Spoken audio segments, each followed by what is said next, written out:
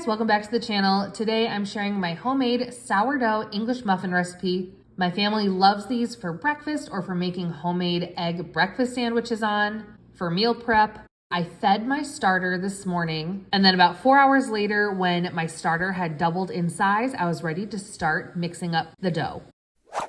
I combined 100 grams of active sourdough starter, so fed bubbly starter, 1 tablespoon of sweetener. I normally use honey, but I was all out today, so I used just regular white sugar. You could also use maple syrup. 1 cup of milk. I like to warm mine up in the microwave for about 15 seconds just to knock the fridge chill off of it. You don't need this to be warm or hot, but I find it helps everything kind of come together in the kneading when the milk is closer to room temperature than chilled.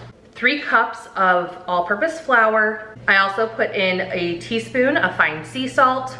I've switched over to using the organic all-purpose flour that I get at Costco in large bags because I bake so much bread, I go through flour like crazy. I used to buy the King Arthur bread flour or Central Market bread flour, and those work really well, but to be honest, the Kirkland brand of regular all-purpose flour is fairly high in protein, which is the biggest difference between regular flour and bread flour, and it's been working really well in my recipes, and it's a little bit more affordable.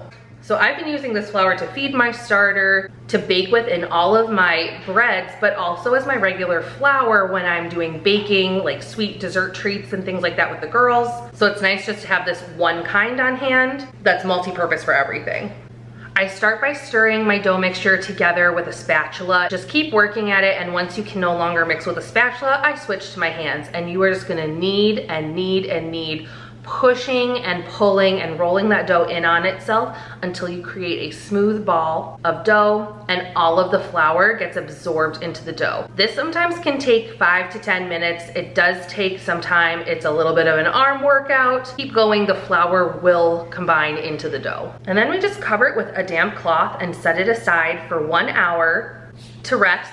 I came back after an hour and did 1 more quick kneading, and then I finished it by doing some push and pulls, which is where you take your ball of dough, you push it away from you on the counter and use your hands to kind of in a rounded circular motion pull it back towards you. That creates tension in the dough and a nice smooth ball, and that's what we want to put back in our bowl. Cover with a damp cloth, and now we just get to leave it alone sitting on the counter overnight, 8 to 12 hours.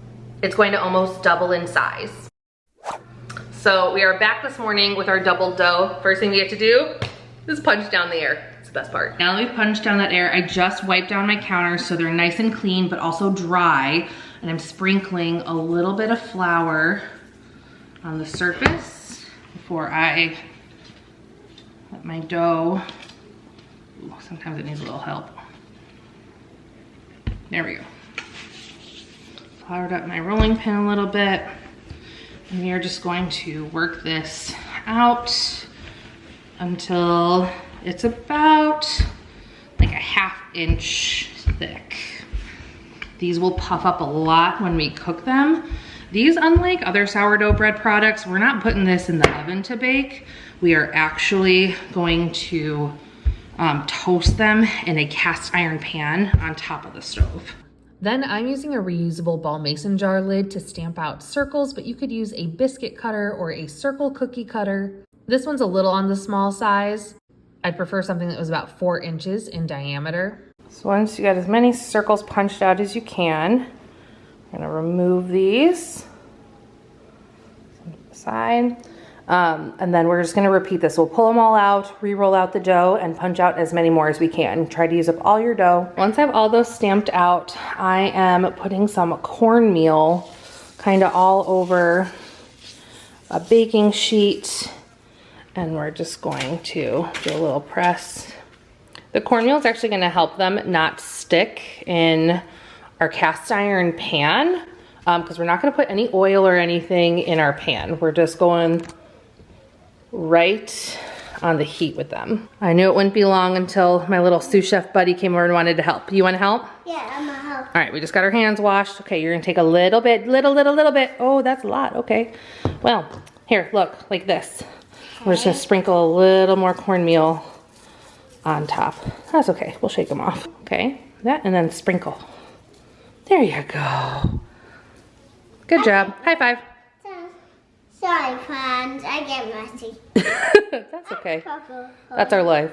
Oh, okay. So I have my large cast iron skillet. This is preheating on like a medium-high heat. And then you also want to make sure you have some sort of a pot lid that will fit on this, because first we pop them in and then we're gonna cover them so they can steam and kind of get puffy. All right, I can feel the heat coming up. I think we're preheated. So I'm gonna shake off a little of our excess from Nora, and then just line. Don't overcrowd the pan, but you can fit a few handfuls in there. Shake, shake, shake. Don't touch the pan, it's very hot. So I have those in. I am going to put the lid on, and we are going to go for 4 minutes on this side, and then I'm gonna flip them, and they're gonna do another 4 minutes on the other side. All right, how's she doing? 4 minutes later, they're puffing up. Ooh, nice and toasty. I might turn my heat down just a little bit. You want that toast on the bottom though.